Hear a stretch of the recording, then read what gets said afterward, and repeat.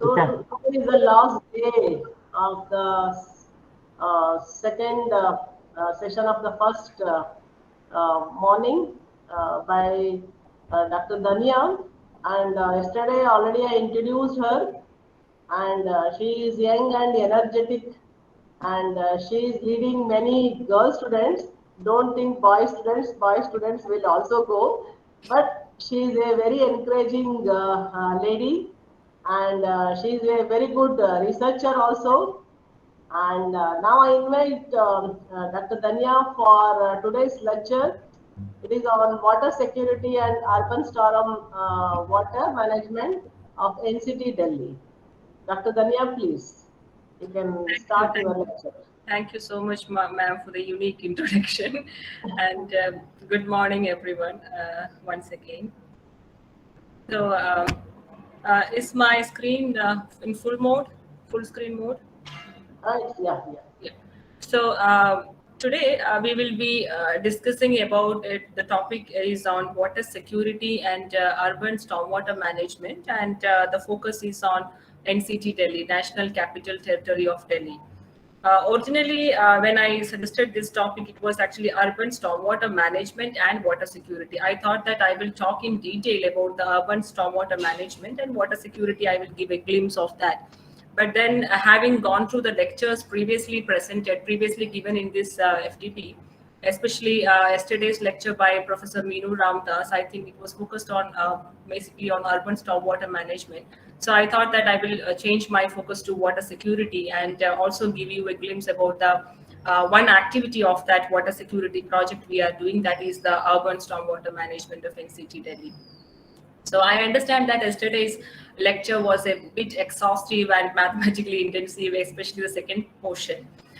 So this topic is we are only going to see the general, very general perceptions and the definitions of this topic.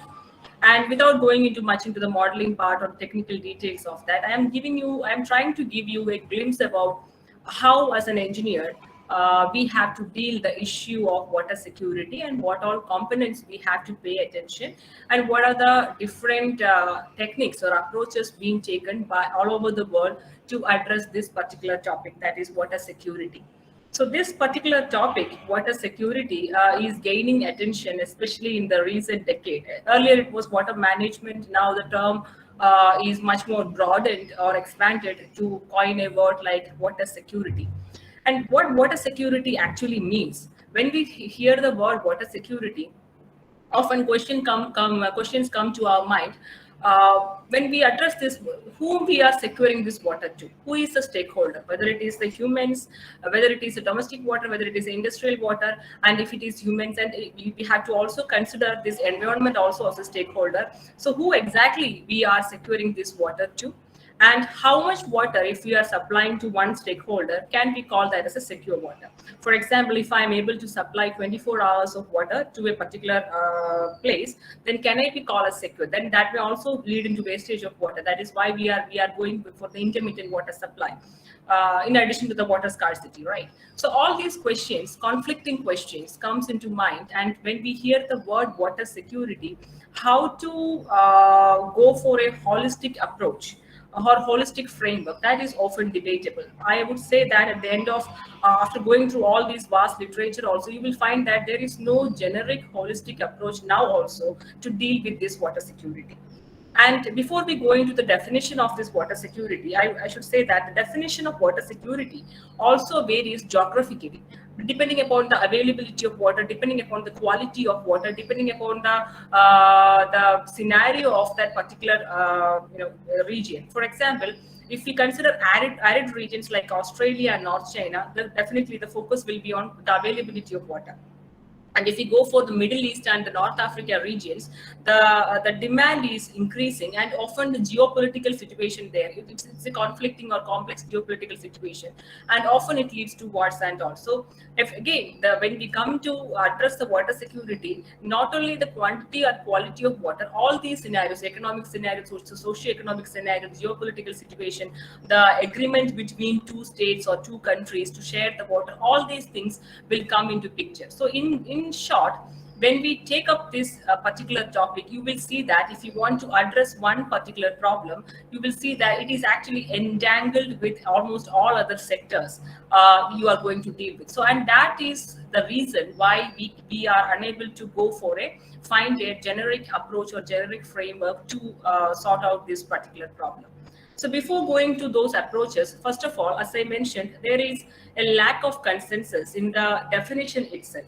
So the definition of water security, if you actually scroll through the literature, this I should thank my the postdoc here, Dr. Prabhakar Shukla, whom I can see is also attending this lecture. So he has done this vast literature review and to try to pick out the definitions of this water security from various literature. And he also had to pick out the citations. Citations means the more the citation that it has got, the more acceptable probably the definition is. So for example, the first definition, which is the most cited one, talks about the availability of water only in terms of quantity and quality, and it talks about health, livelihood, ecosystems, and protection. And also it points out to the rest of the people, environment, and economy. So it is actually a broad one. Then the second one talks about the quantity and quality only. But again, if you can see here the uncertain climate change is also incorporated, and that is a very important issue if you want to assure water security. And considering, I hope you remember the discussions we have had yesterday regarding the drastic change in the precipitation and temperature characteristics. So all those things also need to be accounted if you want to ensure water security for a particular region. And then some other definitions, of course, water availability and its quantity and quality are the most frequently used words in these definitions. But then the word sustainability, how much sustainable these particular factors can be, that also is included by some definitions. And also not only the availability of or in terms of quantity and quality, but also too much water or too less water. That means the water related hazards, that means floods and droughts, also should be considered when we address this water security. So these are three definitions. And then further moving on, the most widely adopted or widely discussed definition is by UN Water. And then that also talks about quantity, quality, socio-economic development. It also talks about pollution. It also talks about disasters, and also peace and political stability. This is something very difficult to achieve, peace and political stability. And as you might have also heard that if a third world war occurs, it will be for water-related issues. So, but the definition, since it should be a holistic one, this definition contains almost all the factors we have been discussing. And then there is sustainable access in terms of quantity, quality, and also health. So all these factors, and you will find any number of other definitions also in the papers which are probably mushrooming in the recent decade.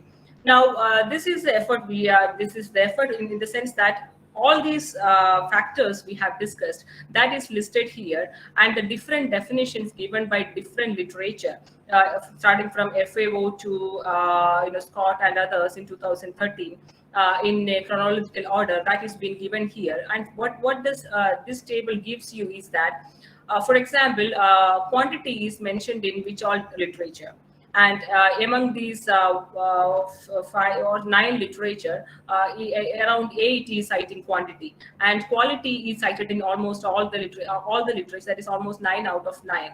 And this column should one row will give you that information, and one column will give you, for example, in FAO, what all factors are accounted. And that means all these factors, out of 21 factors, around 7 factors are included. In that sense, if you actually analyze all these definitions, UN Water will be the one which are accounted almost all the maximum number of factors, around 9 factors. And when we come about quantity, as I said, the maximum number definitions have used the word quality rather than quantity. That is surprisingly there.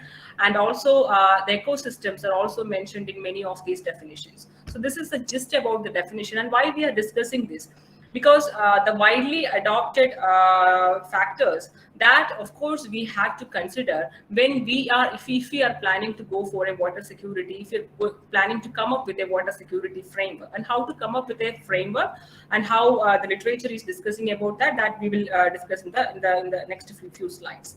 So this is the gist about the various definitions which are probably contradictory to each other, or probably some agreements are also there. Now, this is a generic discussion, generic definition of water quantity security we would be adopting later.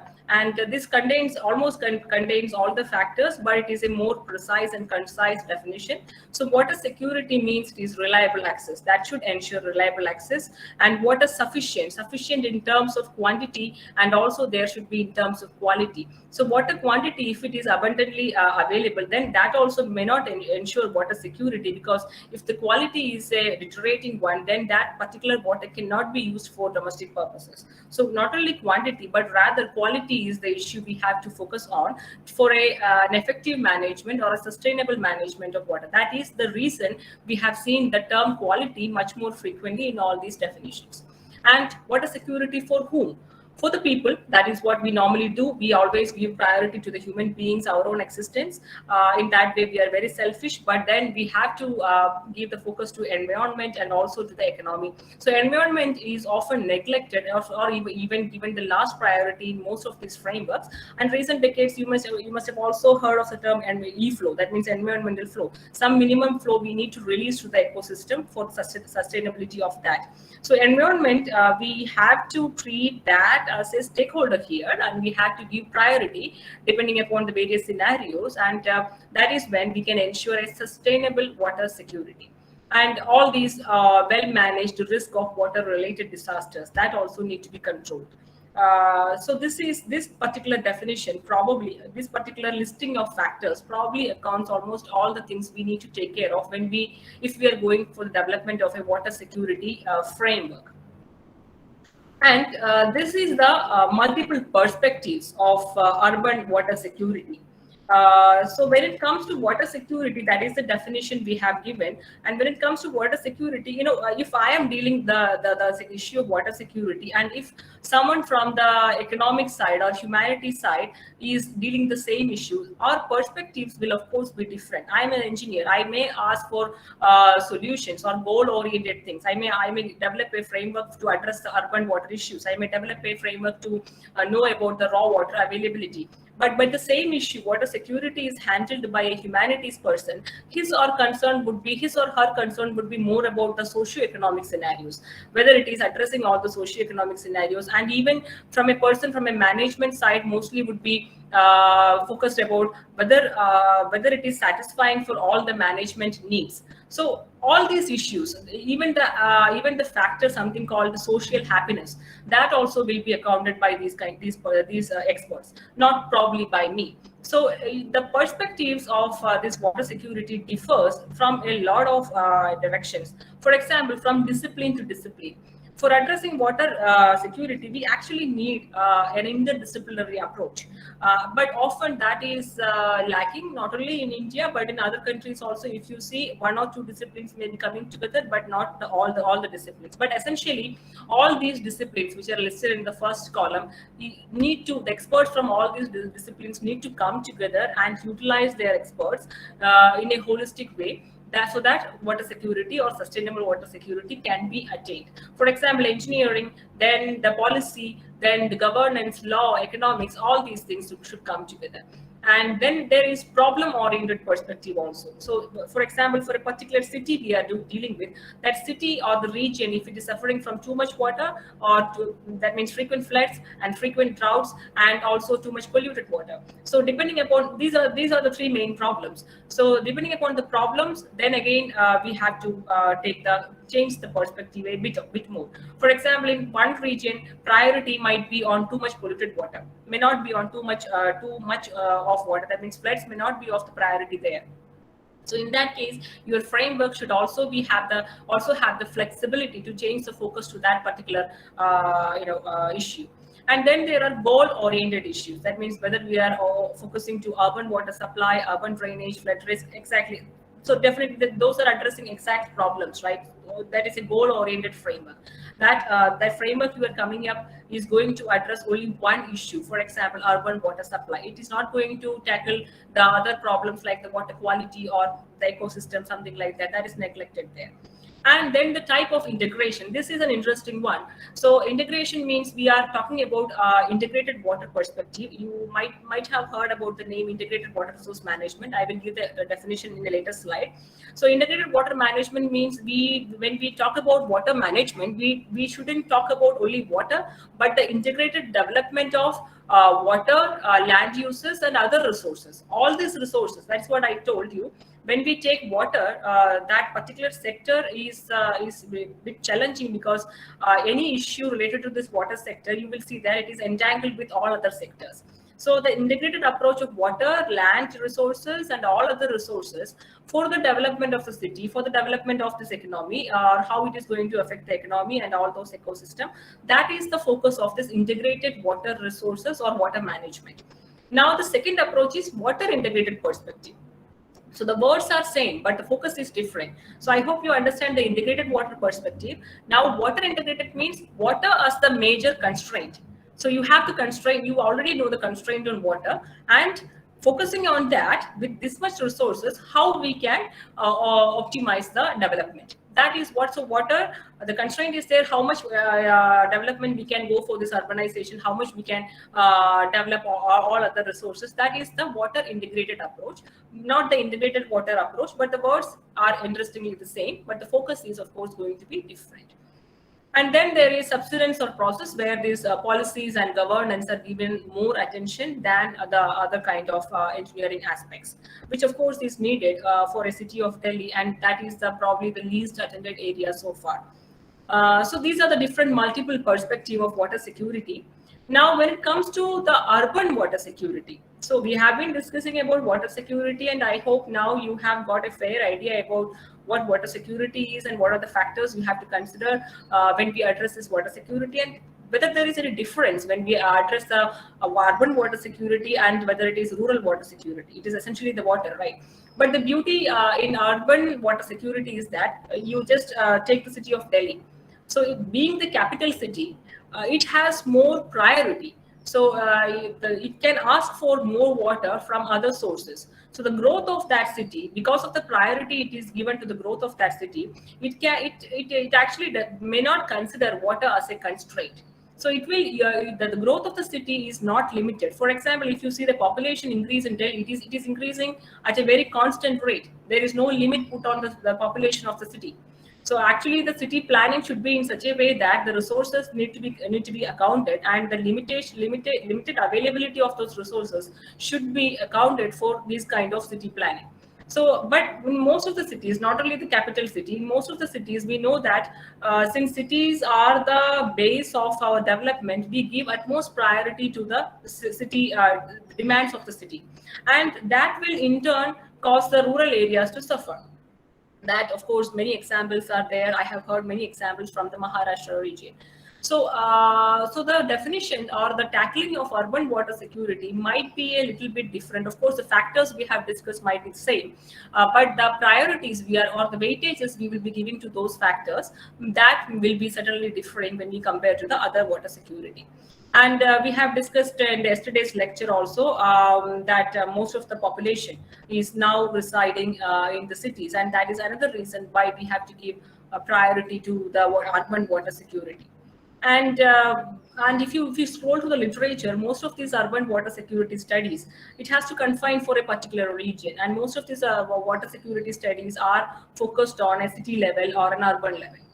So when it comes to the urban water security, there are three pillars we need to consider. One is the water resources security pillar, which is nothing but in that pillar, we are mainly concerned about the availability of water, that is quantity of water, how much water we can make available to the particular region.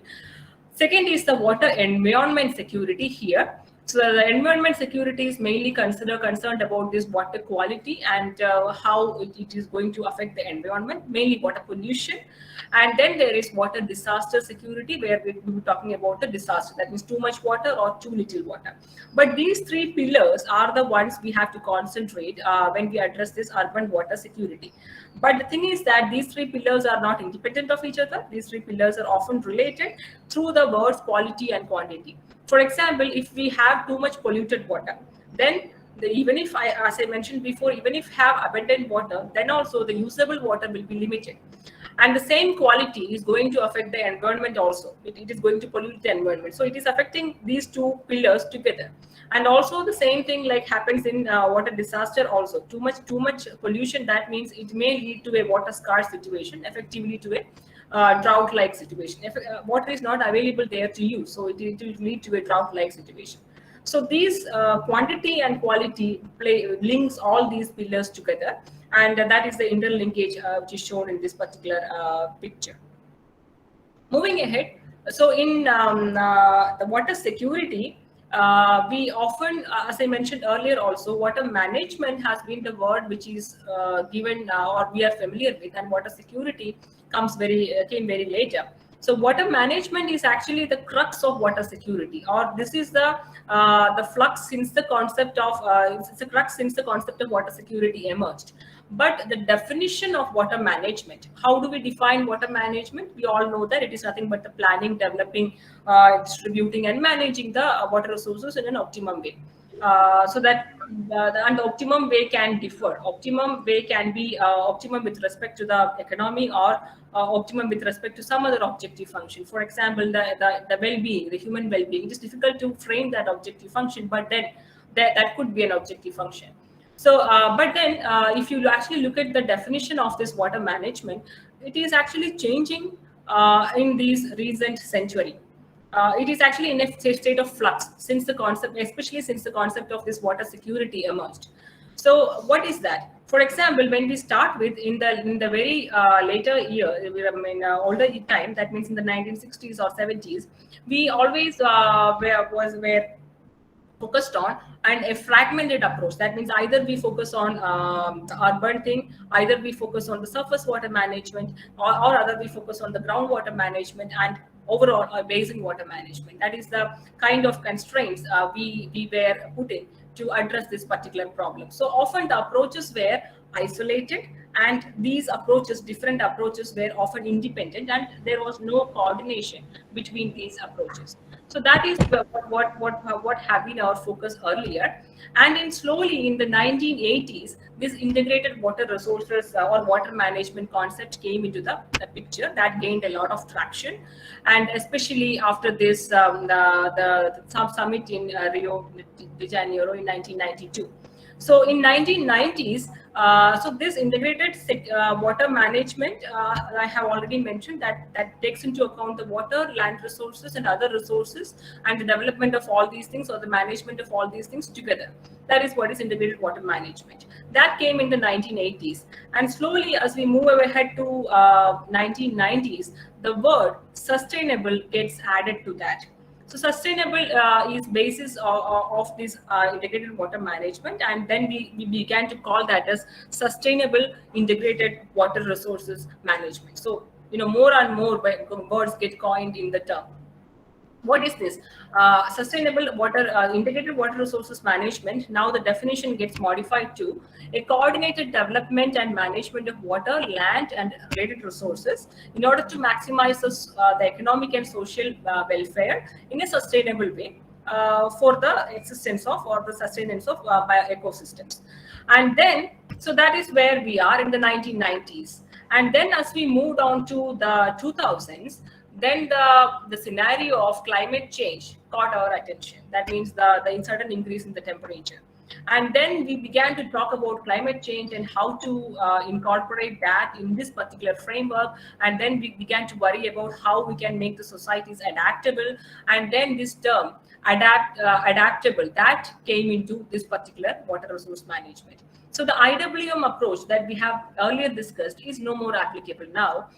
In 2000s, the word adaptive water management, or AWM, instead of IWM, it is now, it was AWM in 2000, has become increasingly popular, inspired by the need to get adapted to the climate change. So more emphasis on adaptability and adaptation policies we began to give, along with the background models or the frameworks we already knew. And as we move to 2010s, this also changed. So with the development of intelligent era and the information technology, or rather information and communication technology, which we call as ICT, we began to think about how can we make this framework more smart. So this is where this stable or the smart water management that came into picture. So the SWM is the abbreviation we are knowing. So from IWM, then combine the word sustainability, then it goes on to the word AWM, which is adaptive water management. Then now we are talking about SWM, where it is secure, stable, sustainable, and adaptable, and also intelligent. So that is what smart water management. That is the current focus. That started in 2010s, and now it is gaining traction. And most of the cities around the world are making their water management system a smart one. So SWM is nothing but it covers the water supply infrastructure, or it is an intelligent water management model to water resource protection and distribution in a scientific way, but uses these ICT technologies to process information in real time, and also some all this big data analysis, this IoT, these sensors, everything comes into that module, and that is what we are calling that as smart water management. So this is in short the evolution of the water management, and how this water security term, or the focus on water security, has kind of forced to redefine this water management term over these years. So as I mentioned, smart water management is the future solution to us to address all these problems. And what is that smart water management? So in the smart water management, let's first focus on these these boxes in orange color. So there are different layers here. First one is a perception physical layer, where we are getting the data and taking a look at the data. And then there is a transmission layer. We are going to transmit the data to a particular central server, where we can process it. Then there is collection and processing layer. So the data we receive, data means all the data of the water resource systems, that we will process and will get an idea about the changes in it or the characteristics of that. And then we go into the managing the display layer. There we in between we will run all these framework, including hydrologic model, hydrodynamic model, any water supply model, or all these system models. Everything will come, all those technologies will come in between, and then we go to this manage or display layer. That means the visualization. So all these modeling analysis, after this there's a visualization which can be given to the water managers. And then there is a management tool. So here comes the role of managers here, where we can use some fusion analysis there, or some kind of SCADA systems, that means supervisory control and data acquisition systems, where the information we have got from the data to the models, processed through the models, and giving this expert advice and all into the SCADA system, and how making it useful for the water managers, that means government agencies in our country. And finally going to a decision support system. So these are the different layers, and in these layers, as we have seen, many technologies are coming, and the technologies right now we have discussed are only about models. And other than these models or the frameworks, there are many other technologies, like we need to have a technology for monitoring, collecting, and storing data, which would be basically sensors and, for example, automatic weather stations, everything. Or smart water meters, whatever technologies we need to collect the data, that all will come in that one. And then there will be a mobile Wi-Fi data transmission from that particular point where we're collecting the data. We need to transmit that data to the area where we are doing the process, that means in the central office or something. And cloud computing and GIS technology is a very important one. We need to know how it is placed. It will actually give us an idea about how these various resources are placed and what is the distribution of all those things. So, and the cloud computing, all those things will come as a technology, third technology. And then the IoT of things, real-time transfer, connecting all these things together. That is where this IoT, Internet of Things, comes into picture. And then finally, the SCADA system for the analysis and the management, that is a decision support system at the central control layer. So altogether, this is the idea of the different components of smart water management, and which is going to be the future. The near future, it may come in many cities. So when it comes to the urban smart water system, so here in this plot, we have only discussed the components. Let's have a look at the urban component of that. So I'm going to convert all these things into many components, realistic components. We will be coming across for the urban system. For example, there will be surface water and groundwater. We need to know, have to think about how we are going to measure that, or how we are going to get the observation of those from.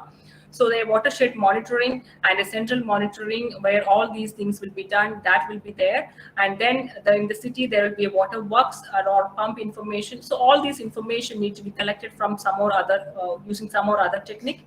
And then there will be information systems like this. For example, the pipeline condition management. What is the condition of the pipeline, whether it is going to get leaked or broken, burst or something like that, and customer information management. So all these things, and the smart water meter, where we can get the information of water usage from each and every household, or at a district level or at a ward level or something like that. So all these are information collection. And then in urban, we can divide this water usage mainly into domestic water and industrial water. Irrigation water is most of the time is going to be negligible in this urban water system, but in some cases it might be there even to a very small value. In city of Delhi, it is there. So and then the domestic water, all these networks or the grids we have to construct, the water channel, the different infrastructure, the water distribution infrastructure, the sewer infrastructure, the storm infrastructure, everything will have to be digitized, and you have to model that.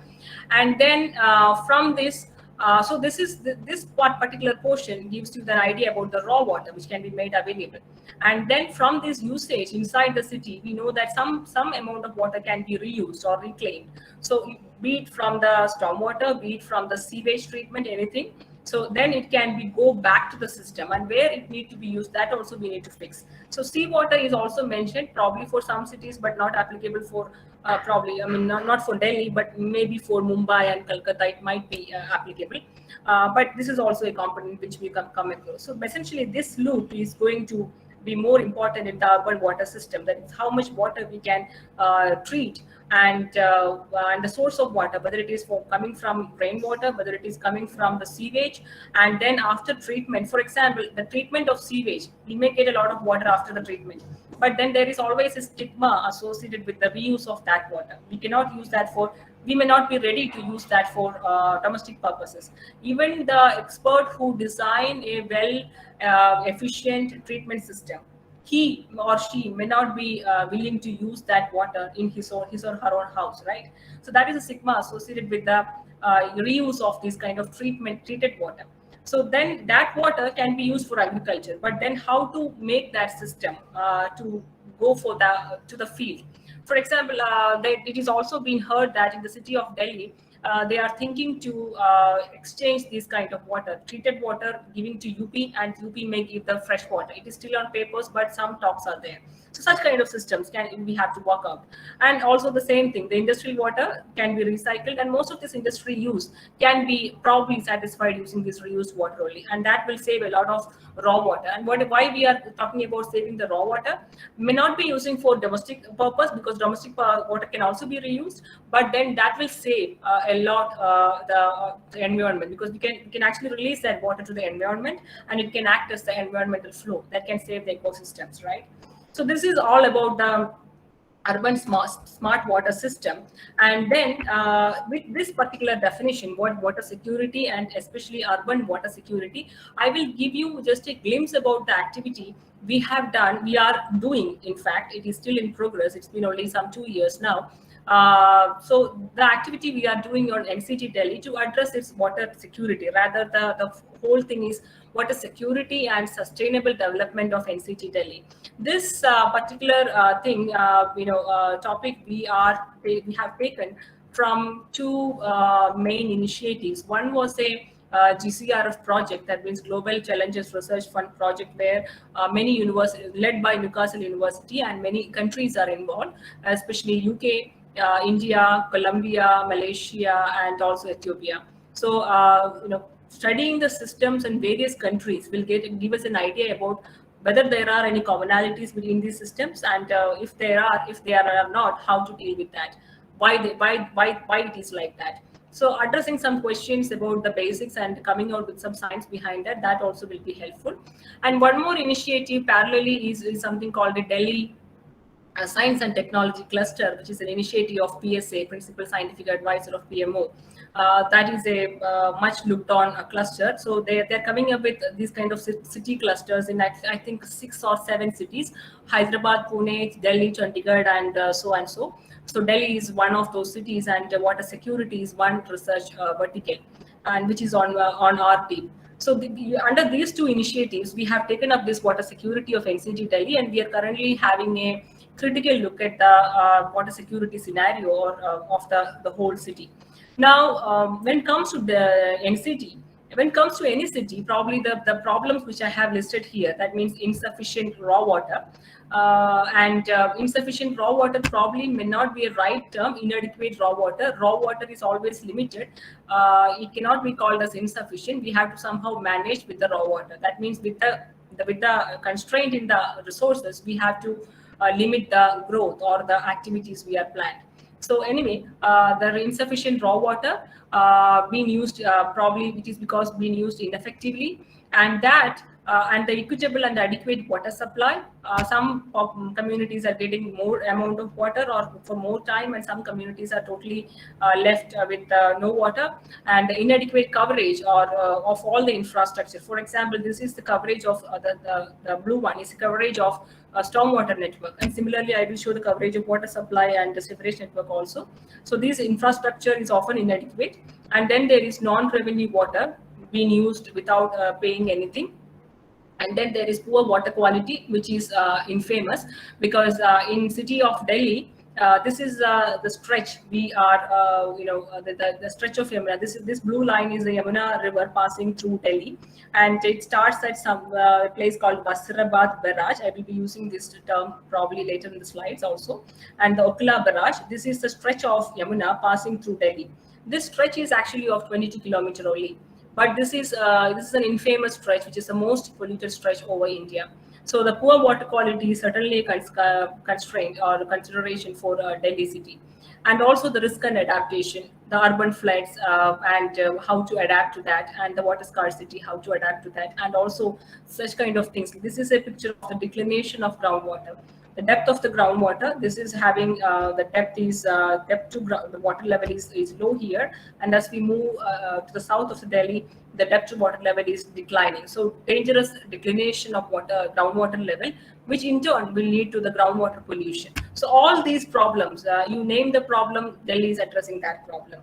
But the main thing is that the two things which Delhi differs probably from other cities are that it actually takes water from multiple basins, whereas any other city, if you take it may take water from a single basin. Whereas in Delhi, we take water from 39% from the Yamuna River, where the city is lying actually, and should be the feeder basin to Delhi. But being the capital city, and since the Yamuna's resources are limited, we take 26% of water from Ganga, and also from the Bhakra storage, and also 10% from the groundwater resources. And these groundwater resources are mainly used for irrigation purposes. So this makes the situation complex. And also being the capital city, as I mentioned, the second factor is that we cannot put a limit on the growth of the city based on the constraint of the resources. These two are the things which probably makes Delhi a bit different from other cities. Now, this is the details of how much water stressed is actually NCT Delhi. As I mentioned, this is the proportion of water we receive from various river basins or various resources. And the demand is around 1260 mgd, million gallons a day. And 937 is the resources availability. So there is a small gap in the demand and supply. Probably we can, if some effective management is there, this can be handled. Let's have a look at these unserved water resources also. So the sewage generated from the urban area is of this quantum, and the installed treatment capacity is something like this, 2,600. And whereas the used treatment is something like this. So ultimately, around even to the capacity, we can treat this much of water. Now at least half of the water is getting treated, and that could be used to handle the deficit we have talked about here. How to use that? It is easy to say than done. So when we do a water audit like this, on a broader scale, we probably are not that in danger. We can still manage it, but then how to in local level, how to make this system work, that is where the complexity or difficulty comes, right? So moving ahead, so again, this particular, as I mentioned, this is the city of Delhi, the NCT here, and this is the Sunda portion, and it lies actually in Yamuna Basin. But I have already told that it takes water from Ganga and Bhakra. But then, even from the Yamuna Basin, it faces a lot of uncertainty. You must have read in newspaper articles that whenever there is a strike or farmer strike in the Haryana region, the water supply to the Delhi is stopped. So it is the kind of throttling Delhi and suffocating Delhi if at all something comes upstream. And water is shared through a water sharing treaty, which is expected to modify in this year, but I'm not sure when it is going to be done. So there is a treaty between all these states. So this state treaty is there, but then you can imagine the kind of conflicts between all these states, and different governments in different states will of course make the things much more complex. So that is when these politics and these kind of policies and governance should come into play a role much more than what we engineers are coming up with. So the priority will go to those things. And also, as I mentioned, that means starting from Wasirabad barrage to Okla barrage. This stretch, 22-kilometer stretch, is the most polluted stretch. So, but if you look at this stretch is actually contributing to the 80% of pollution to the entire 1300 kilometer of Yamuna. So here, this is the entire 1300 kilometer of Yamuna, and the stretch is somewhere here, which is around only 2%. So this 2% length or the stretch is contributing to 80% of the pollution to the whole Yamuna. Now you probably will understand the seriousness of this issue. Why we had to look into these pollution problems caused by the city of Delhi. And this is what I have been talking about, the inadequate water infrastructure. So this is the green one, shows the spread of the water supply network. The access to piped water is only for 83.4% households, and the sewerage network is only for 50% of the population. The rest is unsewered, and that will cause to puncturing the storm water network, and then making it inefficient also. Later I will show some pictures also of that. And then there is a stormwater network, 21. The coverage is given as a blue one, and then the stormwater mixed up with the sewage sewerage will come to the Yamuna, making it more polluted. So almost, if you take the stretch of Yamuna here, where the pointer is, there are around 21 drains discharging this wastewater directly to Yamuna between the Wasirabad and Okla barrages. And there are some treatment plants planned, and it is now operational, but still the pollution situation probably has not improved yet. So coming to the approach, so this is just about the problems Delhi is facing. First of all, we have to have a clear understanding about the problems, and then we are getting more and more revelations about the problem. So it is getting updated often. That's what I should say. But then we started simultaneously working for the systems approach. So I have mentioned that city of Delhi receives water from multiple basins, but then our first focus was on the basin where we are situated, that is the Yamuna basin, which is supposed to be the feeder basin. So we took up this approach of 4-level research approach. That means we consider this Yamuna basin, and also we consider some modeling activities or some activities in the National Capital Region, which is NCR region, where NCT is a part of, and then some focus on the NCT Delhi. So these are the 4-level approach I will be describing now. Some of the activities we focus on the upper Yamuna basin. Upper Yamuna basin also, this is where NCT belongs. So we should have taken a point just downstream of Delhi if we want to just tackle the problems of Delhi. But then considering the sustainability also, we took up a region much downstream up to one place called Etawah, because over this place the water from Yamuna is also used for drinking water purposes. So accounting the sustainability, and if you want a sustainable solution, relatively sustainable solution, then that is why we chose this particular basin where Delhi is situated somewhere in the middle. And then some of the activities we focused on the NCT of Delhi, some of the activities we focused on. So NCT of Delhi is divided into three sub-basins. So one is Barapulla Basin. I will show a picture of three sub-basins later. One is Barapulla Basin, situated somewhere here. You can see, I hope you can see the cursor.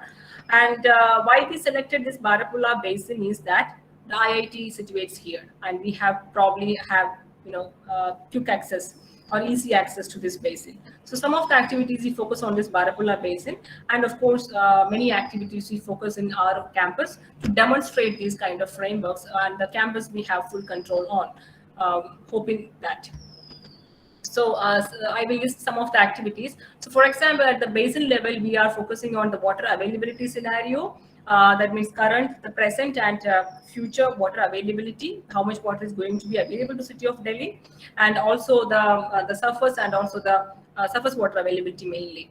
And in the NCT of Delhi, we are planning to come up with an information system or decision support system with a broad level of water audit analysis, and also a groundwater system analysis. The groundwater modeling, we restricted our analysis to the NCT of Delhi only because that is where we observe the groundwater declination, even though the upstream portion also it is there. But since we already have a whole groundwater model from the Ganga analysis, where Yamuna is a part. So in this particular activity, we focused our groundwater analysis only for this NCT region. And that will give us an idea about how pumping is going to affect this particular region, and how much water that can be made available from the groundwater in the present and future, etc., etc. And then comes the pilot area. Pilot area, we are focusing on these different water infrastructures, mainly on the stormwater infrastructure. And this is an area where regular reportings or frequent reportings of urban flooding happens. So we plan to come out with a urban flood early warning system also, and the flood risk maps also. And in the campus level, all these three networks, mainly two networks, water supply and stormwater drain network will be modeled, and also in economic analysis, and also all these area. We are going to put that in the GIS framework for us to have a holistic look, so that it will help the water managers. So these are not all the activities. I try to put up a few activities we are taking up to ensure the water security of NCT Delhi. And now I will just take you through the activities and what are the present, highlights we have got from these activities. So first question is that how much raw water can be made available to NCT of Delhi, present and future. So we use the SWAT model, soil water assessment tool. And also, as I mentioned, this whole portion, that is Upper Yamuna Basin up to Etawah, is taken as the basin, and it covers these 5 or 6 states. And then these of course are the inputs gone to the model, and you can see that these are the weather grid situations. So the model divides the entire area into some 219 sub basins and around 5,000 HRUs, and finally we actually calculated got the water balance components. That means how much rainfall. This is the average picture, the annual average picture, climatology you can say. The rainfall happening over the basin is some of around 700 something, and the water yield that we got from the model is around 400.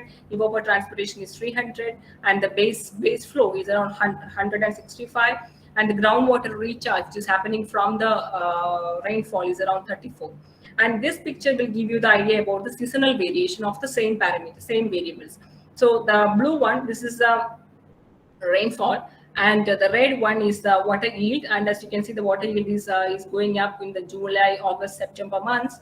And the blue one is the base flow. As you can see, the base flow is bit shifted. There is a lag from the base flow and the rainfall, which is expected, which means the model is able to capture all these characteristics of the system. And then there is evapotranspiration and also the groundwater recharge. Groundwater recharge is this line, thereby the blue line here. You can see that groundwater recharge is going up during the time when rainfall happens, and it's going down whenever it is not happening. So this is a spatial picture of the variables which I have discussed now. That means the precipitation, snow melt, surface runoff, base flow, evapotranspiration, and water yield. So the precipitation, and we are, for the simplicity, we are using the same color map. So probably it will be underestimating some values. So the blue one represents a higher one, and the red one represents a lower one. So the precipitation is a little bit higher during in the Himalayan region here, and bit of scars in this particular region. Delhi receives the monsoon towards the end of June end. That is when Delhi starts receiving the monsoon. So the snow melt is also something like this, a bit of snow melt, and the rest of the region there is no snow melt at all. And the surface runoff, of course, here it will be high and lowering down as we move down, and the base flow also. So this will give us an idea about how these components are varying across the basin and how much water can be made available at which place. And also, we try to find out how much water is going to be available and what is the uncertainty in the future. So we use this Cortex RCMs, and around 10 different models were run. And we did this exercise for 2 scenarios, that is RCP 4.5 and 8.5. We didn't use the mild one because I think that is already invalid, because we have already exceeded that scenario. So only RCP 4.5 and 8.5, and 6.5 comes in between, so we neglected that. So for this analysis, we have divided the entire basin into 4 stretches: the Himalayan stretch, the upper stretch, where mostly the agriculture and irrigation is the priority, and then we have our Delhi stretch, where our focus is on, and the most polluted stretch here of Yamuna. And then there is a lower stretch, which is also highly polluted, and but then there it is a main drinking source, and also it is being used for municipal and industrial purposes also. So and here there is some purpose of pilgrimage also. That is why we have taken this downstream portion as the outlet of the area we are considering.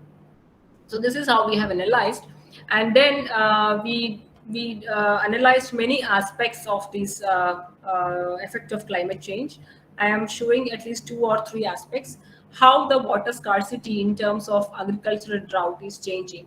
So that is not a bad picture. Here you can see that this is for this first panel. These 4 pictures are for the RCP 4.5. So let's understand that, and the signature is same for the other one also. So the mid-century, the agricultural drought index, that means drought onset, that is actually probably reducing, and the severe droughts are also reducing. You can see the color is actually lightening up from the red to the blue. So the percentage change is the one we have indicated here, and also for the RCP 8.5 also it is the same scenario, but a little more intensified. And also the change in the extreme high flow. So the extreme high flow is actually, you can see that it is increasing. The red means plus 50%. So the extremes are increasing in the basin. That means we have to buckle up for the extremes, and we have to take some extreme measures here, and for both the scenarios. And also this is the most interesting one, where we analyze the dependable flow. I hope this is some the one same as what we have discussed, where we discussed the return period and all. So there's a stream flow value here, and the percentage times the flow equals or exceeded. That is the reverse of return flow, the reciprocal of the return period. So as you can see, the blue one is the baseline, and the green ones are RCP 4.5 for the mid-century, that is a solid line, and the dotted ones are for the mid-century, end century, mid-century 8.5, and the red ones are for the end century. The dotted one is for RCP 8.5, and the solid one is for RCP 4.5. So we have derived the dependable flow, the flow which we can depend on, which is an important parameter for the design of structures, infrastructures and all, and for the management also. And that you can see that is actually simply exceeding or increasing from the baseline. And the same is happening for the downstream locations also. In the Delhi portion, that also it is increasing, but you can see the variation probably is not much high. And as we go down, that the difference between the baseline and the climate change scenarios are a bit decreasing. But in the upstream portion, probably it is because of the snow melt and all, and that is the difference is high from this climate change. And here we have to note that there are 2 or 3 dams also are planned in this particular region. So this kind of analysis will certainly be helpful for the design of those.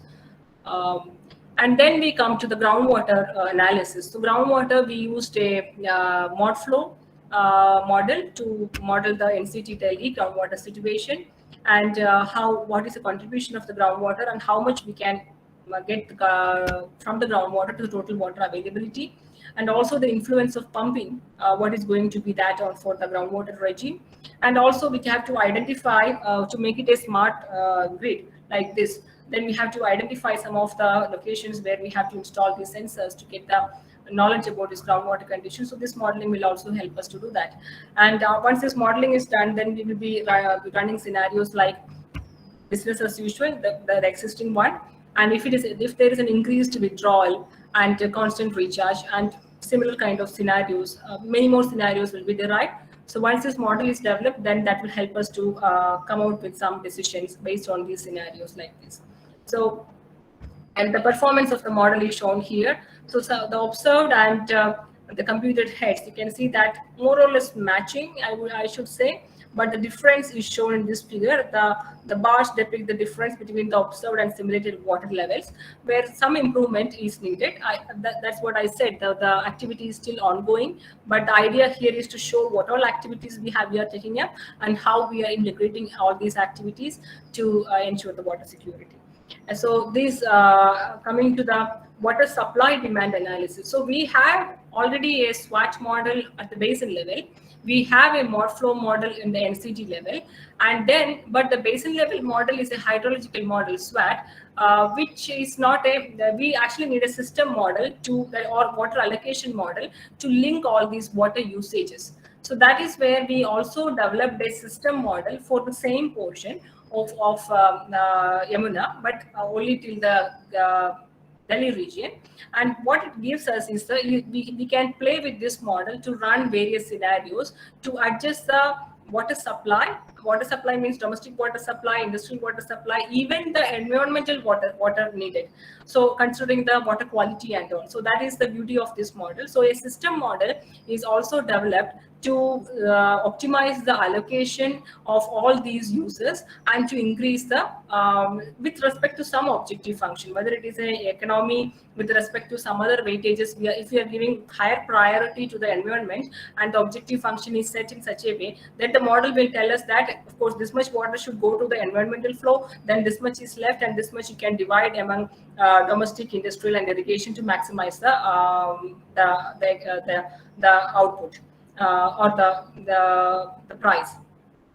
So scenarios like climate change, pollution, and also socioeconomic. So this is essentially a hydroeconomic modeling, which is a system model we are coming up with for this particular region, which will give us the outputs which I have just discussed. So all these aspects, that means river, diversion, reservoir, groundwater, demand, catchment, wastewater, all these aspects are included in the system model, but on a system basis, not like a physical model like SWAT basis.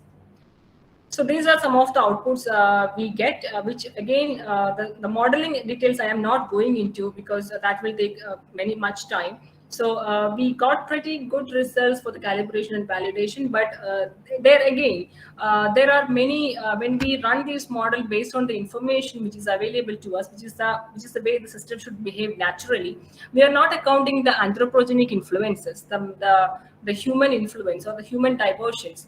So that is actually causing some performance deviation in these models, which we are trying our level best to capture in the model. That is the current activity which is ongoing. And also we come up with some supply network, that means water distribution network model.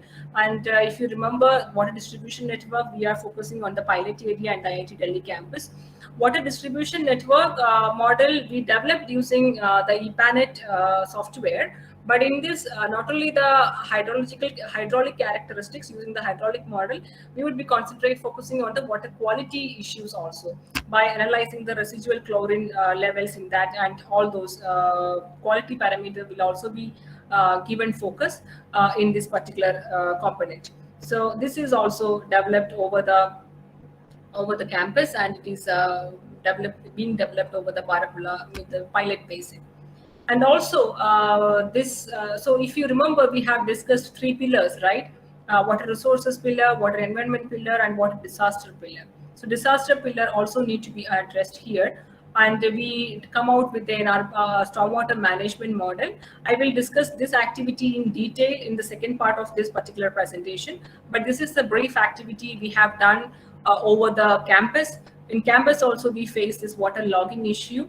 Whether it can be called as an urban flood, I'm not sure, but water logging certainly happens. So we run this so-called SWMM model, stormwater management model.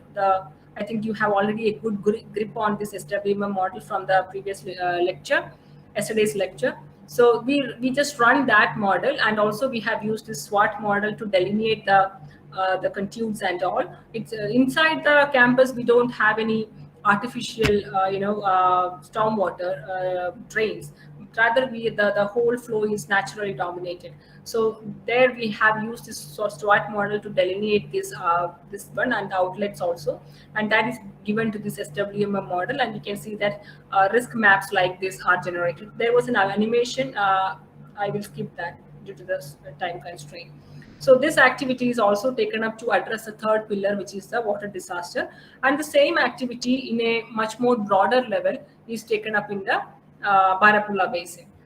This one I will explain in detail, but to give a completion to this water security topic, I am just putting it here only.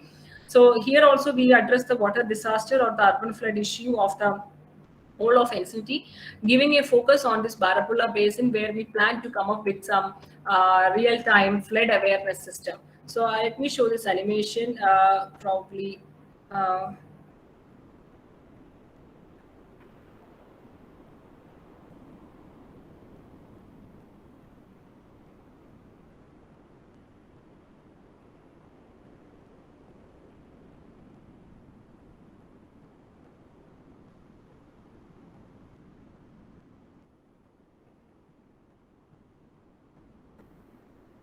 So this is the kind of animation you will get from the model. The more blue means this will actually gives you the idea about the runoff. Red portions means high runoff is happening there, water logging is, or the urban flood is going to happen. This we have run for a particular rainfall event happened in 2009, which is observed to be an extreme one. So such kind of, but then much more refinements need to be done for this model also. That I will explain in the next section, as I said. So, and also we ensured the participation of these stakeholders. Major stakeholder is DJB, Delhi Jal Board, and all other government organizations. And other than those stakeholders who are from the government sector, we also ensured the participation of a couple of NGOs. One is called CURE, and the participation of such NGOs are extremely important for this kind of activity, to reach out to the public or the citizens and know their issues from the ground level. So a focused group discussions are planned, are conducted using this NGO to give by giving questionnaire to the citizens and knowing what problems they are facing. So see, the framework or the technologies or solutions we are coming up with may not be really applicable in the field. So we need the involvement, as I mentioned, the expertise from all the fields, the interdisciplinary. All the disciplines should come together. Not only that, the involvement of stakeholders, the involvement of these kind of citizens as one of the stakeholders, all these things need to be included, and their feedbacks also should be taken to the constant continuous refinement of all these solutions or the frameworks we are coming up with. That is what we did by involving some of the NGOs in this particular initiative. So moving ahead, basically the whole thing which I have discussed so far, why we are doing all these things, that is just what I am trying to give here. We basically try to address 4 important questions. How much raw water can be made available to NCT from different sources? And there also we are running different scenario by business as usual scenario, but that means by following the treaty, whatever it is there, existing treaty, and also the current the climate, and by prioritizing the NCT demand. If we are giving utmost priority to the NCT, taking that as the capital city, how much water can be drawn to Delhi by making compromises to the other states or other needs, how much water we can give to Delhi. And third one is that by prioritizing the environment demands. If we are not giving priority to the human needs or the industrial needs, and if we are giving utmost priority to the environment, then how much water is left to the Delhi? And also by improving the efficiency of the upstream system. So in the upstream, there are a lot of wastages. In the Delhi gets water through two canals, Western Yamuna Canal and the Eastern one, majorly to the Western Yamuna Canal. And if you're increasing the efficiency, how much water? So scenarios like this. So right now I am showing you only some 4 scenarios, which is related to the first question, but there will be much more scenarios also. Second question is that what is the scenario in the future? That means when we superimpose this with the climate change is happening, what is going to be the scenario? And the same scenarios which are applicable will be running in this one to address this question also. Third one is the much more important one, because we all know that the resources are limited. With the existing resources, this is probably going to be the sustainable way, not the other one. So this third question, addressing the third question, will probably lead us to ensure sustainability. With the existing resources, how effectively the city can manage its resources, and the management should be through water treatment and treating after water treatment, reusing this water, and how much we can recycle this whole water. So the entire city can be sort of self-sufficient. So possible saving of water during the treatment process. In the treatment process also, here we use something called, we all use the RO systems, which actually leads to some 300 to 400% of wastage of water. How we can save that, and effective utilization of reuse of treated water, possible saving of water during all these operations, pipe leakages and wastage in household usages, and possible ways of groundwater enhancement. So all these things, as I mentioned, I have listed only 4 here. But then there are many other scenarios also should come to address this third question. So personally, I feel that the third question is going to be the much more important question we need to address. And the fourth question is like giving a realism, or giving the city the sense of the truth. That means you cannot grow beyond a certain limit, which is not on the academicians like us, which is on the government to handle this, but then giving them a sense of its importance, so that it can be accounted in the town planning and all. What is the allowable city size of the city? What should be the allowable size of the city in terms of population and industries and everything?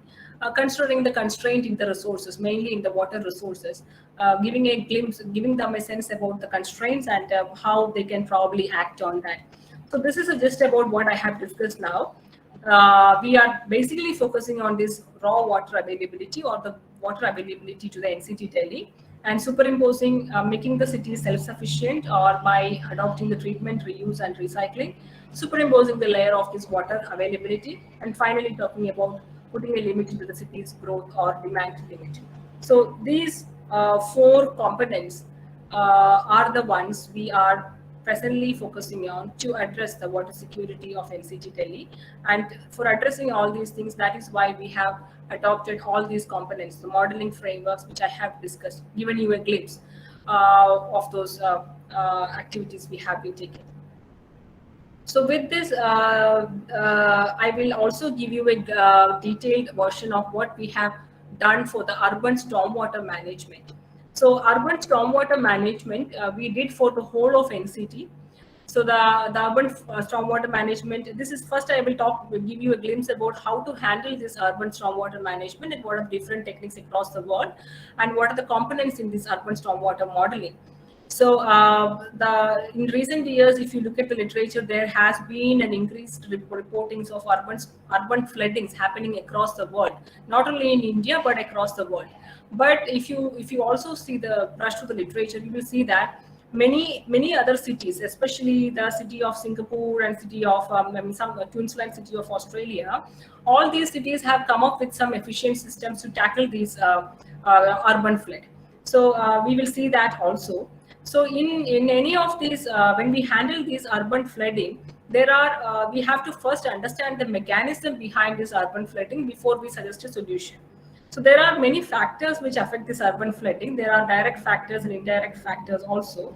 The direct factors are something called the global climate change, and the urbanization, and also the topography comes in the direct factors, and the indirect factors are due to the inefficient management of the system, mainly due to the insufficiency or the inefficiency of the government agencies who are the stakeholders or the custodians of the system, and also the lack of management of concerned departments. In Delhi, we have seen that there are many departments handling the same issue, and that there is lack of coordination between these departments. Basically, they probably may not be talking to each other also. So, and also the attitude of the people.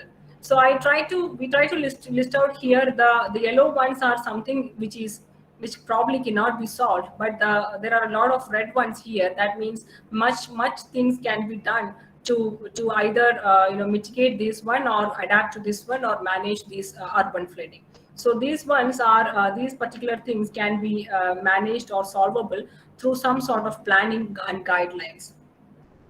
So when it comes to the urban flood mechanism, if this is the natural water cycle where a significant amount of rainfall which is occurring will go to the groundwater and will replenish the groundwater and further end up in the as a base flow in the river, in some river downstream, and a great amount of evapotranspiration is happening.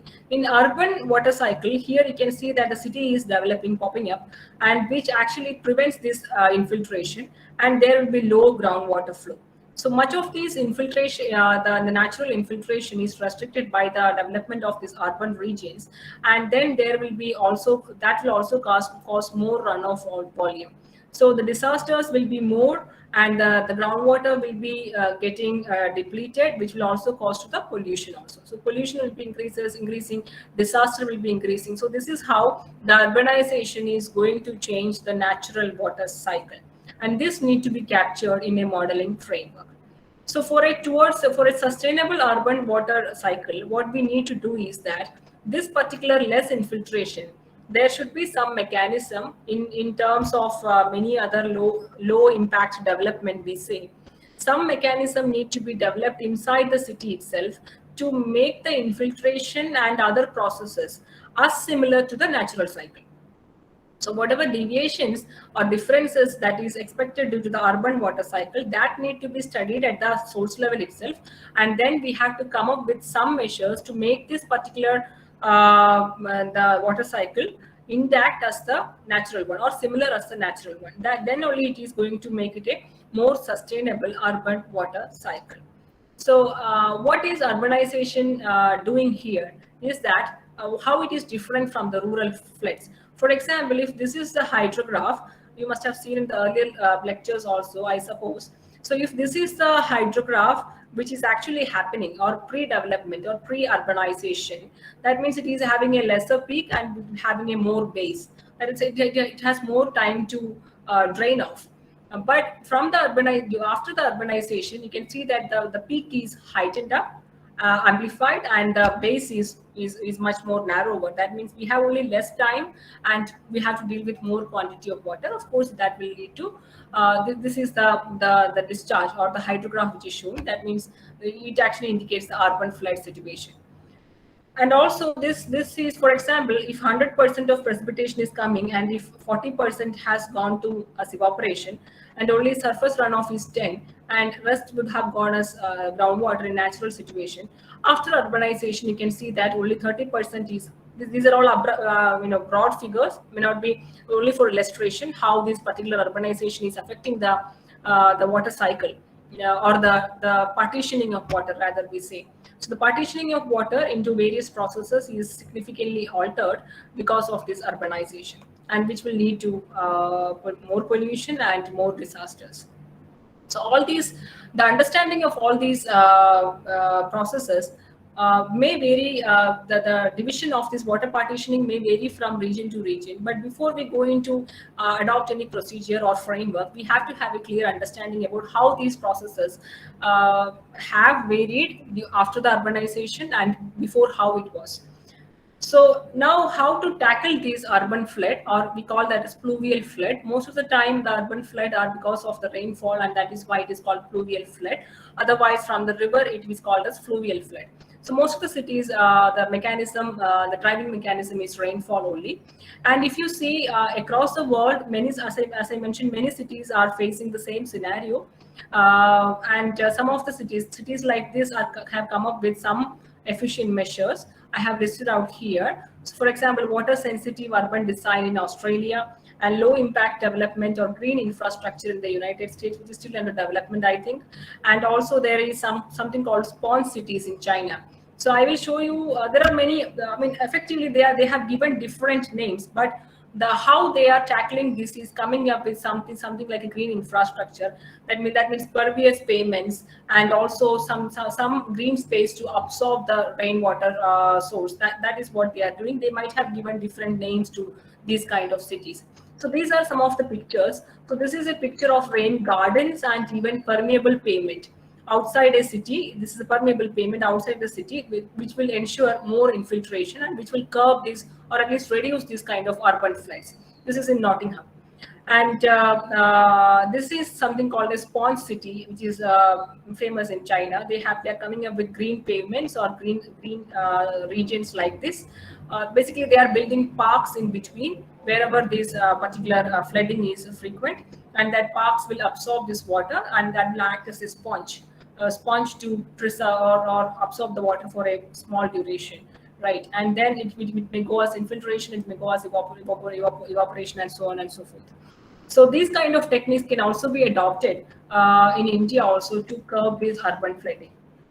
We will show how we have demonstrated this in our modeling. I will show that in the latest slide. So flood management measures, you know that it can be classified into two. Structural measures are there, and also non-structural measures. Structural measures, the interesting way to know, understand this is that it is to keep floods away from the people. So for example, it is physical in nature, and we are protecting the people, or we are keeping the flood away from the people in terms of channel or drainage improvement, etc. Non-structural measures are the reverse way, to keep people away from the floods. That means sensitizing them, giving them early warning, giving them early warning means giving them notifications in advance so that they can keep themselves safe, and also some zoning regulations, floodplain regulations, giving them instructions, or in town planning itself we are giving restrictions that floodplains need to be protected so that they can act as a sponge to preserve this particular floods. But it may not, it's not for probably for pluvial. It may work for pluvial also, but it is mainly for fluvial thing. So basically, to keep floods away from people, the measures we are taking is structural. To keep people away from floods, that is not structural. Now, any component of this urban flood model, there are various components. We will see that later. We will divide these components into basically two components. So we have the precipitation occurring over the whole area, and we probably would be interested in one catchment. For example, in our case, we were interested in this pilot area, Barapulla. But then the rainfall is happening for the whole region.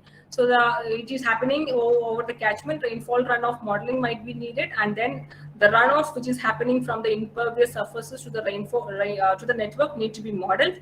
And also there will be some contribution from these other regions also in terms of exchange of water at manholes or weirs or pumps or gullies. That also need to be accounted in this particular network, right?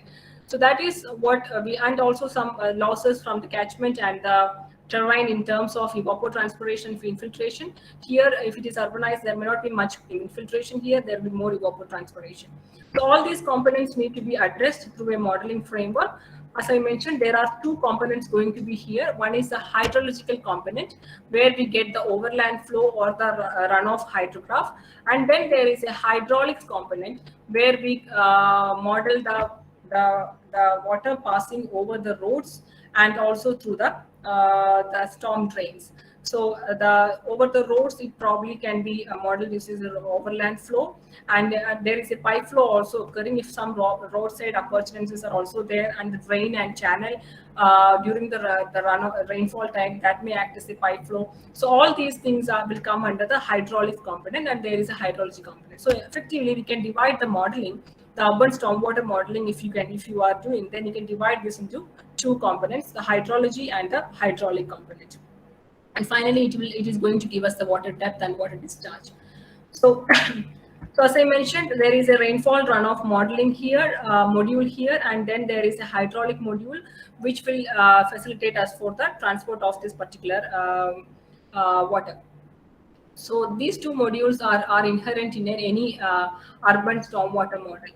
And based upon how we are implementing these two modules, there are different kind of models or the dimensions, 1D model, 1D, 2D model, etc. I'm explaining 1D model and 1D, 2D model. In very simple sense, 1D modeling is nothing but the surface flow is also represented as a 1D thing, and the drainage network, the flow through the drain, is also represented as a 1D model. So that is what is called 1D model. And here the roads will also, the flow over the roads will also considered. Then we call that as a dual drainage approach. That means the water will be flowing through the stormwater drains, and also water will be flowing over the roads also. So that is called as a dual drainage approach. But again, that is 1D approach only. In 1D, 2D modeling, the flow through the drains is still modeled as 1D, but the flow over, the surface flow, will be modeled as a 2D model. That is the only difference. So all these surface we will be dividing into small segments, and we'll be seeing the 2D picture of that. The flow through the drains will be still modeled as a 1D model only. So that is what is called 1D, 2D model in simple sense. So these are the different classification schemes based on the models. There are 1D, 2D, 3D, and all kind of model based on the classification algorithms, based on the modeling mechanism. We often rely on this physically based model, but there are many situations where database models also probably outperform depending upon of course, the characteristics of phenomena, and also based on the mathematical complexity. So this will give you an idea about different kind of flood modeling methodologies being used in the literature, and even some kind of deep learning models or machine learning models can also be used for this kind of application. But the application I am going to show you is using the physically based model, and that too using SWMM, stormwater management model. So this will probably help you, this table. This gives the list of urban flood models being constantly used. SWM is also there, and the functionality, whether it has been used for planning only, whether it has been also used for as an operational one, and the design part. Routing level, whether what kind of routing they use in these models, use accessibility, whether it is a public domain model, which we often prefer nowadays, and whether it is a commercial model. For example, SWMM is a public domain, and PCSWMM, which is an advanced motion, is a model, is a commercial model. And also here you can see Mike is a commercial model, and this one Mouse is a public domain model, where you can see all these aspects are almost present here. And the time modeling scale. The model maybe can be used for continuous basis, when it can be used for operational thing, and it can be used for event to event basis. So SWMM is an event based model. We are running the model based on one event. That is what I have, the animation I have shown, that was only for one event. And also this urban, so coming up with this introduction, I'm just taking you through the exercise we have done for the urban stormwater management of NCT Delhi. So this came to us because NCT often faces this urban flooding, and irrigational flood control board, that is a body which entrusted this job on IIT Delhi. So our approach was to conduct a scientific analysis of stormwater drainage system. And after the scientific analysis, we deploy models to simulate the floods of NCT Delhi by capturing the drainage infrastructure, by validating the model using flooding hotspots. And that means the observational data, and analyze or check the technical aspects of drains and how we can improve the performance. And also to curb this model or to mitigate this flooding, what all scenario we have generated some 4 scenarios to reduce the flooding, and that too in a sequential manner. We have given action plans to the government, how probably what action they need to take first, and then sequential manner to ease for the ease of implementation. So this is the approach or methodology we have adopted. First, we prepared this particular area using all the geospatial inputs using the ArcGIS, and then the delineation is done using the SWAT model, and then the hydrodynamic modeling is done using the SWMM model, which will give us the hotspots or the water levels or the discharges, and then finally from this we created the flood maps, and that visualization also I will show. So this is, of course, the methodology means first we have the input data and then we analyze the rainfall, then we digitize these drainage profiles, and then we delineate the catchment, and then further we went on to the hydrodynamic model, finally giving us the flood risk map. So the models, as I mentioned, we have used SWAT and SWMM. I'm not going into the details of this because I felt that I think that you have already given a fair bit of exposure of all these models. So when we come to the data, these are the data which we need to run this model. For example, storm drainage network, digital elevation model, land use, land cover, past weather data. And for the urban stormwater modeling, we need a detailed storm drain network, including its invert levels and cross-section details. Digital elevation model we got from GSDL, Geospatial Limited, at 5-meter resolution. It is a finer resolution. And the land use also we got from GSDL over the Delhi portion, and 15-minute short interval rainfall from the automatic weather station of IMD, and all the information of sumps, pumps, water bodies, and parks, etc.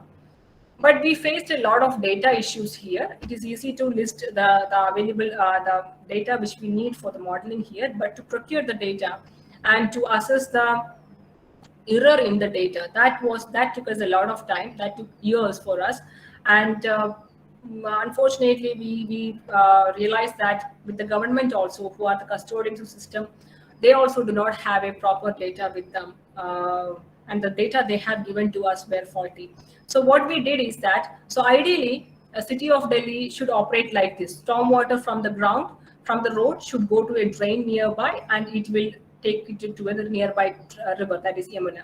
So ideally the system is something like this, but in actual situation, it is always clogged. This system, the storm drain, will be always clogged down, and that will create a water logging there. May not be necessarily due to high intensity rainfall, but due to the poor maintenance of the infrastructure, most of the time we have seen that water logging happens over in Delhi. And also in city of Delhi, second problem is that ideally it should have a separate sewerage system and a separate stormwater system. So it should run as 2 pipes, and stormwater will collect the rainfall and will go to the nearest nala, which is open, and then this nala will go to the nearest river, which is Yamuna. But in actual cases, what we have seen is that a large number of sewers are punctured, and that sewage is sending to the stormwater drain. So the stormwater drain is open, and it is often smelly, and it has a lot of pollution. And the government body itself has identified around 300 such points. And the reverse way also happens. A large amount of stormwater, when rain occurs, will flow into the sewers, overwhelming the sewer system. So these two things, which are expected to work independently, are often mixed together, which is almost impossible to account that in the modeling. You can imagine that as an engineer. So those kind of inconsistencies occur in the modeling, and that makes the model outputs much different from the actual situation. But if the system had been ideal, then we would have been able to simulate the system much better. So that is why I will show the results, but I should say that the model framework is still under refinement. As and when we get the data, we refine the modeling framework to make it more realistic. So this is actual situation where somewhere stormwater filled with solid waste, somewhere it is carrying sea waste, somewhere one pipe is leading into the other where the information is not digitized or not given. The encroachment of storm drain, colonies encroaching into the storm drain, affecting the flow of that, the free flow of that, and also again covering with solid waste, and sewer entering the natural drains. So all these things are existing in Delhi, and which is most of the time affecting the efficient functioning of the system, and this cannot be probably counted in a modeling framework. And what we did is in Delhi, as I mentioned, there are 3 sub-basins: Najamgarh, Trans Yamuna. This is where Yamuna cuts through Delhi, and this is Barapulla, and Barapulla is where IIT is also situated. So we have collected almost all the data, whatever we can, and we focused our attention on bigger drains. That means storm drains for around 4 feet and above in diameter. And we focused our first cut modeling into that one. And we have the information about the past flooding. We have the information about the pumps. But then Delhi government also used mobile pumps. Wherever there is a flooding, they just come with the pump and suck it out. So that information is also cannot be captured in the model. Short interval rainfall, that I mentioned 15-minute rainfall, and water bodies and parks across the city for how we can, that will be used for how we can tackle this flooding. So from the rainfall, what we did first is to create the IDF curve. Here we have not accounted non-stationarity as I explained in my previous lecture. This is a simple IDF curve for two stations, Safdarjung and Palam. And we have created curves for 2-year return period and 3-year return period and up to 10-year return period. For the modeling, finally, we have used 2-year and 5-year because that is what the government agencies wanted. And then this is the gist of the characteristics. So basins, we have 3, Najamgarh, Barapulla and Trans Yamuna. The Safdarjung station rainfall is used for these 2 basins and Palam is used for this one. The point here is that look at the 2-year rainfall, 2-year return period, that means return level of 2-year and 5-year. It differs a lot for both these basins. And you can sense get an idea about the spatial variability of rainfall. The point here is that with the usage of only one station for an entire, one rainfall station for an entire sub-basin, that also will create some error in the modeling. So the field data, as I mentioned, we actually spend a lot of time verifying the data which is given by the authorities. So what we did is that we used our student power through the NSS, and we send all these students, first year UG students, to the field as an exercise for them. And what they have to do is, almost all of them have smartphones. What they have to do is, we gave them the maps of this network, and when they go through this network, beside this network, wherever they are seeing some inefficiency, there they have to click a picture. Wherever they are seeing, for example, stormwater or the solid waste getting accumulated in a stormwater, there they click a picture, and since it is being clicked through a smartphone, it will directly be sat on that particular position when we use this GIS. And we can have a clear idea about the efficiency of the system all over Delhi. It was a huge exercise, but then we will have a clear idea about where we need attention, and almost all the places we need attention. So that is what the information we got. So, and also we further implemented various infrastructure, for example, conduits, water bodies and parks. Parks are indicated in green color, water bodies as black color, and conduits are also given. So we digitized all those the information, and for all these 3 basins. This is something which I will focus on now. So we run some scenarios. First scenario is we simulated the system with the data provided as such by the departments, and then we analyzed what the flooding scenario is going to be, and then we changed, or wherever we felt that the data is not correct. So somewhere they have given the slopes were inward slope and the cross section suddenly changing. That will not be happening in the field. So we used our sense and correct the data, and then we simulate the system, and then we analyze the flooding scenario. Then we incorporated the water bodies, and also we suggested how we can curb this flooding by diverting the stormwater to additional storages. So this is the simulation from the scenario 1. So from the scenario 1, that means the data given by the government bodies as such, we found that around this many junctions, 5,000 or more junctions are flooded. But when we corrected the data, we found that the flooding junctions reduced from 5,000 something to 3,000 something. So that means the data they have given, they have not verified it. Many places there is an adverse slope, reverse slope, and then many places the cross section, there was a narrow cross section suddenly expanding to a bigger cross section, and the reverse also. And I have heard recently this is a problem not only with Delhi, with all other cities. I have at least heard from the Pune city that they are also facing the same problem in the data. So first of all, for us to come out with a good urban flood warning model or urban flood modeling, we need to correct the data. And this is the first scenario. See, this is a system you have, and if you are properly maintaining the system, then the flooding itself can be reduced, but not properly avoided. So then we come up with some action plan, ask them to maintain the proper slopes, proper cross-section, and detailed information regarding the changes in the slopes. So for example, if this was a flooding scenario, red indicates there is an overtopping or flooding. So then after correcting the cross-section, the water level is reduced much. Now we went on to scenario 3, where we restored the connectivity with water bodies. These drains or nallas are expected to connect to the water bodies and finally joining the river, whereas we could not find any connection in the present situation. So we in the model, we actually try to link these nalas to the adjacent water bodies, and then we analyzed how it is going to affect the flooding. So the linkage of around 233 numbers of water bodies in this particular whole region, and the total we saw that the total flooding nodes is reduced much drastically. So that is one example, is something like this. This is one conduit where you can see the flooding happening almost in the whole of the stretch. And once it is connected to a water body, the flooding, the water level is reduced. So we have given them demonstrations of how to do that, and this will also help us in rejuvenating the natural water bodies. So the action plan is something like this: rejuvenation of natural water bodies, and all the water bodies should be identified and connections should be made with the existing drains. So second, the fourth scenario is, even after doing all these things, still flooding can be seen in some regions. There are many parks located across Delhi. So our suggestion was to depress these parks with a small depth of say 1 feet, so that water in from the roads can flow into these parks, and these parks will act as sponges. Sponges will accelerate the infiltration, and it will even replenish the groundwater.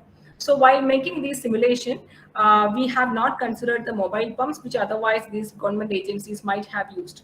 So by using these parks, or by connecting or depressing these parks, let's see that how much we can curb this urban flooding. So here, this is a conduit where flooding was occurring, and in one stretch, and when it is connected to the when the parks were depressed, when the adjacent parks were depressed, then the water level is drastically reduced.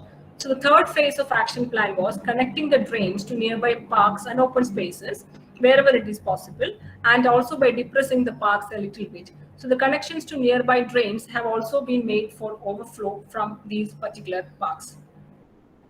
So this is the flooding scenario we have developed for the three sub-basins for the Trans-Yamuna. The blue one shows there is a flooding for one event, and this is for the Barapulla, and this is for the Najafgarh basin. So the recommendations, as I have explained before, that is the system should be maintained in its original state, no solid waste, no silting, desilting should be done in its effective way, and also water bodies should be rejuvenated, and also there should be some low impact developments which can act as sponges, which can improve the infiltration and suck out the flood water and take it to probably the groundwater. So these are the recommendations we have given, and this is a animation of how this early warning system may look like. So this is for one event. When the event intensifies, you can see that more and more floods are getting flooded. That means the red and the darker colors means more node flooding. So that at each and every node, and as the event recedes, rainfall event recedes, you can see that these nodes are getting freed up. So this is the kind of visual interpretation we can give through this modeling. And this model, the simplified model is also there to save some time of model running. So these are the sites or the early flood warning. I will just take you to this Barapulla Basin one. So I will show this at the end of the PPT. What is the early warning system we have developed for Delhi? And so the takeaways are, urban flooding most of the times can actually be managed if at all the rainfall characteristics has not been changed drastically, with proper planning and management. And there should be, in almost all the cities, we have seen that there's a need of proper maintenance of existing infrastructure. And there is a need to make the water cycle as natural as possible, even though there is a city staying there.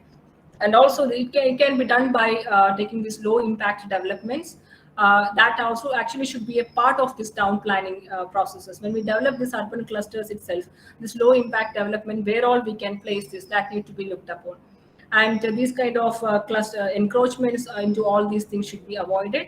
And basically the whole water sector should be converted to a smart water management and smart water grid for its effective administration.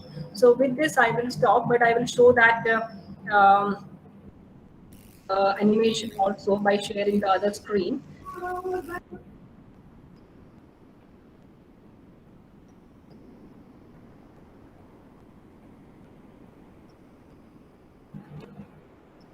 So this is it visible? Is the tab visible to you? Nice. Yeah. Yeah. So this is the urban flood early warning system we have developed for Barapulla. No, ma'am. It's visible. It is visible, Yes, right? ma'am. Yeah, it's visible. So, yeah, this system. If at all rainfall occurs, then it can give you the nowcast and also the forecast. Forecast is from the forecast of rainfall from IMD using their WRF model, WRF model. They produce this 3-hourly forecast, and that forecast is actually available for 5 days. So. Since now no rainfall is happening here, this is not showing anything. But otherwise, let me see. If I click this play, then it should take us through the rainfall. I mean the nodes there.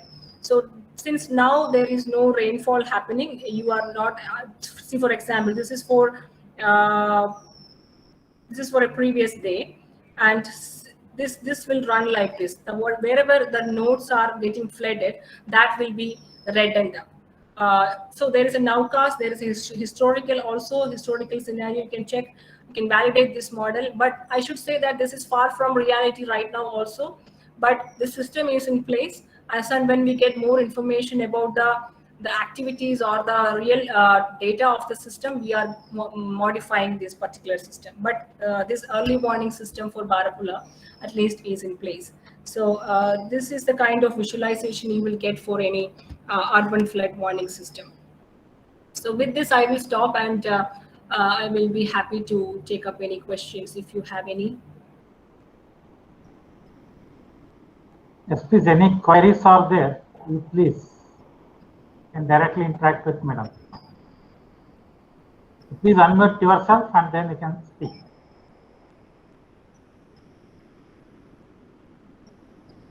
So there is a question here in the chat box. Yamuna River sedimentation is affecting groundwater quality in Pala Fields regions of Delhi city. The integrated system of bore well pumps for drinking water supply were modeled, and a direction regulating borewell water level operation were given to the consultancy project a decade back. Is that operational strategy automated now?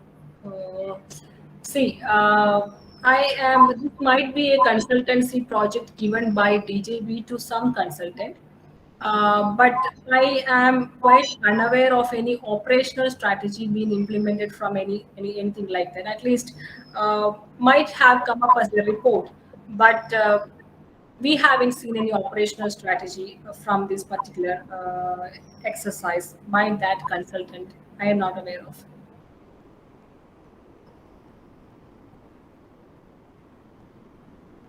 Any more queries, please?